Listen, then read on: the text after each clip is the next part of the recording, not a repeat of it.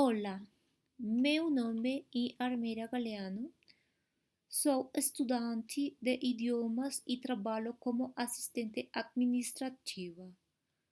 Meus colegas se chamam Caro, ela é arquiteta, e a Esmeralda arquivista. Trabalho de segunda-feira a sexta-feira. Eu descanso nos fins de semana. Sou casada e tenho dois filhos lindos. Eu me considero-me uma pessoa respeitosa e responsável, ansiosa por aprender novos idiomas. Minha comida favorita é peixe e eu adoro ir à praia. Obrigada.